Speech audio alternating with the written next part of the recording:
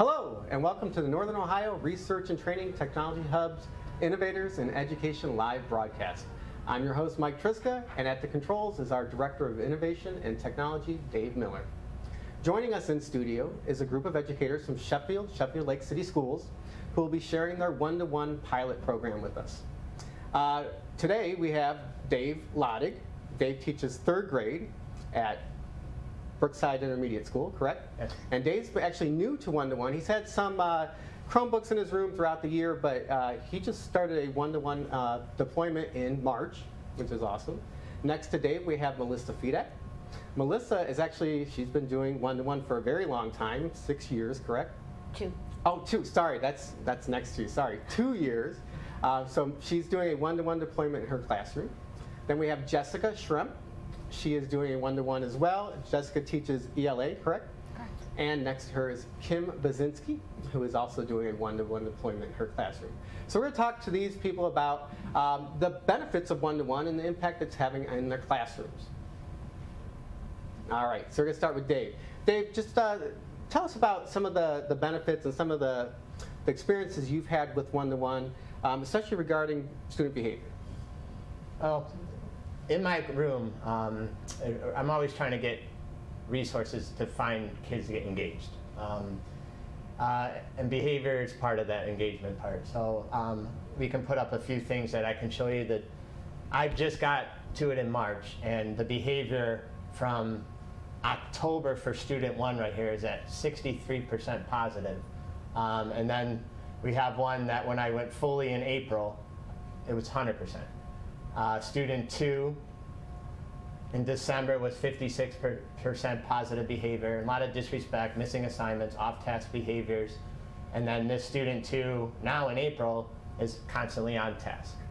So the behavior has grown tremendously. I also have one up here for a whole class in October at 82%, and then a whole class in April at 100%. And I noticed, sorry Dave, go ahead.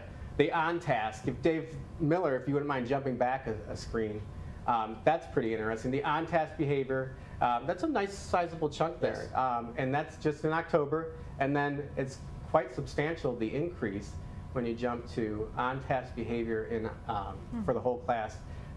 Actually, that should probably say April up there, right? Yeah. After the one-to-one implementation. Yes, and it's like I said, I've been gradually going to it, and I finally was given a great opportunity to be in a one-to-one classroom. And just from the beginning of the year to the end of the year, my behavioral is non-existent, basically, and the kids. It's been awesome. All right, tell us a little bit more about the impact one-to-one has had on student engagement.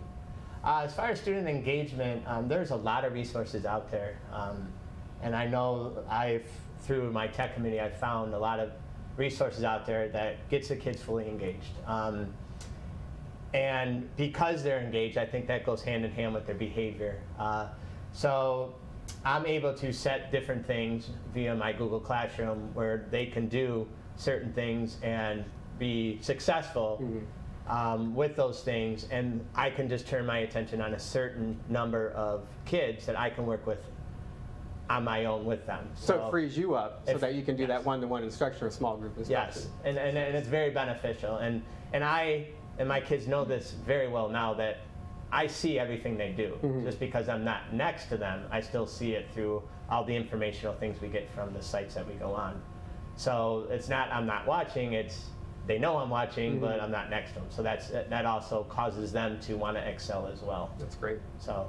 All right, we're going to jump down to Kim and Jess, who have been working together at their one-to-one deployment. Tell us a little bit about the workflow in the classroom. How has that changed?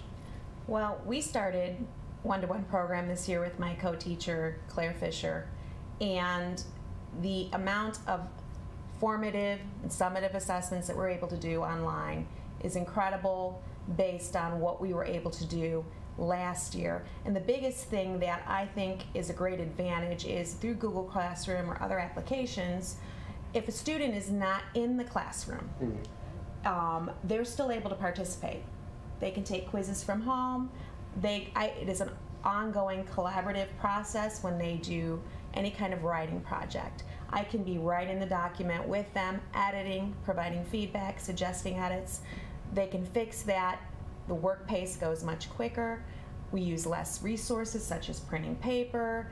The curriculum materials that are usually super expensive physically become much more reasonable to purchase and buy because it's all digital. And one of the best things that I like having the Chromebooks for that we use in the classroom is when we do any kind of a project now that we want to sustain interest, such as Flipgrid or any kind of discussion-based project, everyone can be involved, and the kids get really excited about being able to see in real time or discuss things in real time with each other. Same device in Google Classroom with the classroom discussions. And they'll check it because, you know, we try to intersperse, you know, fun things too. It's not always, they don't realize it. It's always instructional, but sometimes it seems fun to them, Right. you know. And Well, you had some pictures too, pictures of your students on Flipgrid, correct? Right. And then there's a slide before that too. Here we go. Dave could zoom in on that one. Okay, we're doing a blended learning project right now, and that's one thing that's really great when you use Chromebooks or any kind of one-to-one system. We're able to front load information to them pretty much at the beginning of the year, and then we give them self-paced group projects where they each have a different piece that's technology-based, from writing projects to any kind of art project through Google Slides or any kind of, there's tons of stuff out there. And they really like it, and it's created a more independent learner, some students that are more motivated and care about the output of what they're doing. And then this is the Flipgrid collaborative discussion board. It's part of the Gods and Goddesses unit that we're doing right now, for example. They're able to go on there, record information they've learned about their god or goddess and share it with the other students. And the other students love seeing this, love making comments. And the great thing, you know, all of these educational sites keep it very instructionally based. We don't have to worry about a lot of inappropriateness, much less than people think. I think they think when students are online that they're doing things that they're not supposed to, but I don't see that as the case 99% of the time. Do you have anything to add, Jess? Just with the so many resources we have, it's really nice to be able just to work with one another and, you know, share resources. I mean, there's you know, formative assessments, summative assessments, there's state test prep. You know, the students really, you know, really like using the Chromebooks, and it really helps, you know, when they're working and they're engaged, we can help, you know, students one-on-one and really not have to worry about, you know, discipline problems, behavior problems too. So it's become more collaborative between you two, and then it also, like Dave said, it frees you up to do that small group instruction or that intervention. It's awesome. Right, and Oh, if go I ahead. could just throw something Yeah, no, in. please, throw. We both work with a population that's, you know, in special education, and that's become a tool as well to be able to differentiate quickly to assist those students. And when they need to go to an intervention time with their intervention specialist, who we both co-teach with, we can still collaborate even though they're not even present in our room, which is a great resource as well. That's great. Melissa, I'm going to jump to you real quick. Kim mentioned something about being away from the class and how easy it is to run the classroom through Google Classroom. You had a similar experience with the sub. Do you mind sharing that? So in November, I got sick and my daughters got sick, so I had to be home with them. In the process of being home, I was able to assign everything through Google Classroom. So at home, I was able to create some pre-tests and skill-based assessments that I wanted to get ready for our next reading unit, and I also had assigned their reading test. I put all those things into Google Forms and then attached them to a assignment on Google Classroom. In the sub plans, I was easily able to tell the sub, put the kids on their computers, just walk around and monitor to make sure that they're doing what they're supposed to be doing. When they're done, they can read. And I was at home able to monitor that I could see the students completing their work, getting their work done.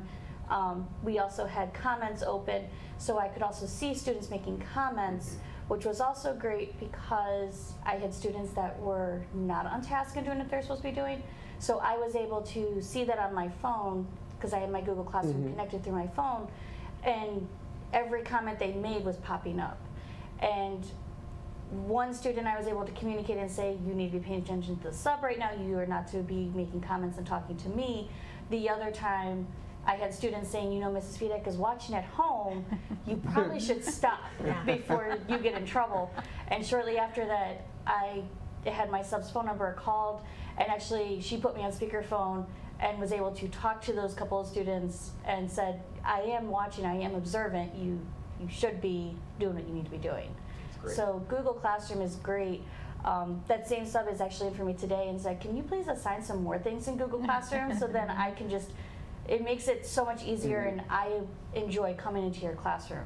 That it makes and having behavior. every student having their own device, I mean, it's huge. It makes using something like Google Classroom so much easier. That's perfect. You had some information you wanted to share. It was a great graphic about student responsibility and having that one-to-one device and how that has changed throughout the time you've implemented. So last year I had a Chromebook cart in my room by myself, and I switched with Mr. Kinzer. So I teach English and social studies, he teaches math and science. So the students come in, they were sharing a computer with someone from Mr. Kinzer's classroom to complete their work.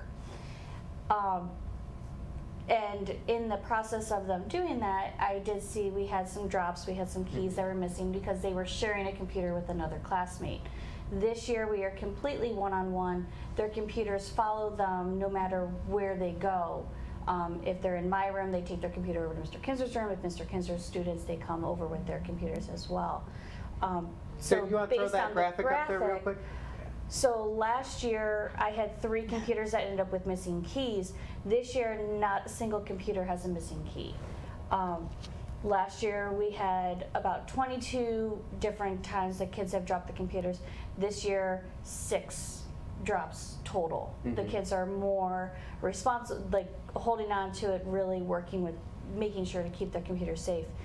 I also had a student last year that we had a damaged computer that the screen completely cracked and broke. This year, not a single computer has been damaged. Additionally, when a computer was dropped, the student immediately drops the rest of their books and supplies all over the place and grabs their computer and opens it and is checking it to make sure that there is no damage done to it because of the accidental drop that they did. And then they are also more jumping to saying they're sorry because they feel bad that they dropped it and want that, like, it's okay, you're okay. It's becoming an extension of them. Exactly. They really, they take care of it. That's great. Go ahead. And then just recently, so we had state testing. Our Chromebook cart was borrowed by the 5th and 6th grade to be able to accommodate to all the testing that needed to take place. When the Chromebook cart was returned, a couple of students were missing their Chromebooks, and they started to panic and had a very difficult time focusing on their studies and trying to figure, like, doing what they needed to be doing. They were actually supposed to be learning a science lesson and reading. They couldn't even read, they couldn't focus, they had a really hard time. And throughout the process of email and everything, when we found the Chromebooks, we brought them back. When I went over and told the kids their Chromebooks were found, you could see the instant relief on their faces. So just that, they really take a lot of pride in ownership in their computers. In addition to responsibility and ownership, what other impacts have you seen? What other benefits?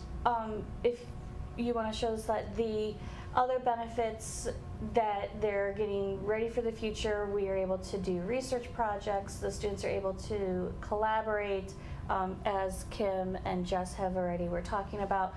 In 4th grade, we are currently getting ready to do our famous Ohioan report, which involves going through a lot of research and reading about different Ohioans that are famous. We've also done collaboration projects that the students are working together on a single document, or they are sharing a document with their classmates and working with it. The additional practice in just your basic computer skills, the drag, the drop, the click, the cutting, the pasting, the typing. in a survey that I did with my students, 99% of my students all said that they would prefer to type over handwrite. Right. I did have one student that said that he prefers to handwrite. And after kind of talking to him, he goes, yeah, I do prefer typing over handwriting. I just want it to be different. So, but just they feel that their typing's improved. I feel that through the one-on-one that their writing has also improved. So I'm curious to see what my writing scores come back as, to just show the growth that they have done. So Sounds like there's just a lot of benefits to one-to-one, and you're having a great experience. I'm going to ask you this: what if you didn't have the one-to-one? What if you had to go take a step back? How would it change what you're doing now? What would your students think? What would you think? What would be your overall reaction to that? I can just say from January and February to March and April, we had some issues with, obviously you're going to have some minor stuff, but when we didn't have them, it was like a panic. Like my kids are like, what do we do? Like hands on the head type of panic. So it does, the one-on-one does make it very beneficial, as we all said, to have. Right now, I don't know what I would do without them, to be honest with you, and what the kids would learn without them, because we're so reliant on them right now. I think you're more productive, and it's just like you mentioned the workflow, you mentioned the student engagement. I mean, it's just all these things tie into that daily instructional piece that without it, or losing it for even a day or an hour or whatever, yeah, it throws you off, and you're not going forward anymore. Jess, you wanted to add something? Just we were told last month that we would lose our carts for a few days, you know, like due to state testing. And I mean, like I was in a panic. I was like, what am I going to do for 3 days? And it just, there's just so many resources that, you know, we would lose if we did lose, you know, the Chromebooks. I mean, they are just endless. I want to say, you know, having it this year, my entire flow of instruction has changed. So for me, it would be going back to what I feel is outdated, outmoded curriculum applications. You know, I think the days of running a classroom a certain way with worksheets and this and that, that's over. And where the amount of additional activities and writing that we were able to do because we had access to all of these tools, I feel that our students are doubly instructed, if that's even a term. But compared to the previous year, what these students will walk out of our classroom knowing is going to be 10 times what last year. You know, we just, last year, to compare, we did 4 major writing reports. This year we've done 12. Wow. So, I mean, you're just getting, it's just an easier process rather than for me as a teacher too, I'm not gonna lie, you know, I'm willing to assign more writing when it's easier to grade. I mean, the days of me taking home a stack of papers like this versus my laptop and collaborating with them while they're writing in the classroom, it's just the amount, and I saves time on the back end, definitely. And like, if I can, but I mean, you know, what you touched on, I do have no lack of subs when I need to be out because they love the fact that they can come in, everything's already on Google Classroom form. My sub plans literally say, tell the students to check Google Classroom, you know, when it comes to the instructional piece. And the students, to the point where it does almost become kind of like a little bit too much. Mrs. Basinski, we're out of this paper. You know, they're writing me messages. I'm sure when this interview's done and I check my phone, I'm going to have 5 or 6 messages from my classroom today. So, and that's the whole thing is the engagement of the student. Like, it's not just they're taking what we put on paper or we used to put on paper on the. There's fun things. It's more engaging, more entertainment for them. And we're kind of reaching that world now. And just so there's not the misconception, they're not just sitting in front of computers all day. One-to-one is great, and you know, throwing that device into the classroom, making an extension of what they're learning is awesome. but you're still all doing those things that are great teaching strategies and hands-on project-based. I think the one-to-one, from what I'm hearing, is it just makes that easier, and it extends that. It's an extension of everything that you've already done. And it's doubling, or whatever term we just used. Doubly instructing. Yes, doubly instructing. So that's pretty awesome. Like Go for ahead. example, in my class, we do small group teaching. I'm in an inclusion classroom, so I have Jamie Mediate in the room with me, and I run a station. She runs a station. She'll run a station with reinforcing this. Let's say we're talking about themes, so she'll have a game or task cards or something, or a separate passage that she's reading to reinforce the skill. I'm doing leveled readers, so it's still using our Journeys materials. That's our reading program. And then the kids are watching a YouTube clip, watching a Pixar film, and they're watching the film, but then explaining to me what is the theme from that. So they're using their computer to just reinforce. I can assign a worksheet through ReadWorks, and they're completing a worksheet. They're still reading and answering questions. It's just making it easier. And then with the inclusion classroom as well, we have students that need that text-to-speech or speech-to-text, and we have that add-on on their computer. So I can differentiate their assessments and they can actually sit, instead of having to read a lot of assessment, the assessment can be read to them, which is then also preparing them for the state test, where they're getting the test read aloud to them through the computer as well. So just that, keeping it a smooth transition, like all the way through. And to Piggy, how you said that you went from 4 to 12, I make my kids write, when we were getting ready for the state test, we were writing a multi-paragraph essay once a week. It was a new essay once a week. And practice. Instead of the kids having to handwrite it, they were typing it. And I want to say, I actually ran out of essays this year and had to find 3 additional. So I think we ended up doing like 10 or 12 as well. And that whole grading piece, I can grade a test on Google Forms from starting to grade to putting in the grade book and being done in 40 minutes, as opposed to taking an entire day. And if I can add something, Just great. you know, as far as parent involvement too.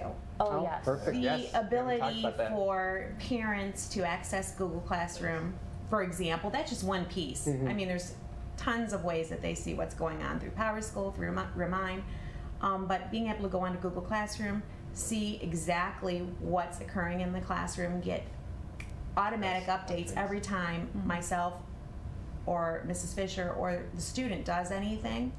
It's constant communication piece, and I think that has really improved parent involvement in the learning process for each student. And you were talking also about, you know, the fact that, you know, we're not just sitting them in front of the computers. Absolutely not. What's great is when we give them like that blended unit where they all have different parts and pieces. Some groups can work independently, so Mrs. Fisher and I can sit down with other groups and assess different things or work with them one-to-one. And that's a very important piece, and I couldn't do that before because I could put students in small groups doing a worksheet or reading a book. That level of engagement that you talked about just wasn't there. So I think there's a lot of valuable pieces that go beyond just the classroom as far as parent involvement.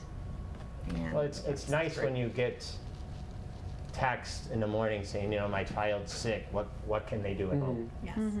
and they know right away, you know, where they can go. And that's a nice thing. That's showing that these parent involvement is there because they understand that these kids now can do stuff at home rather than That's great. Have So them even make when it they're, up. yes, they come instead of back. making up when they get and back. when they're not there, they're there. They're Which there. is awesome. Yeah. All right, great. Well, I think that's a great place to wrap up. I'd like to thank our guests, Dave Lodig, Melissa Fedek, Jessica Schremp, and Kim Bazinski for coming in and sharing their one-to-one experience. It sounds like it's going great, so I hope it continues.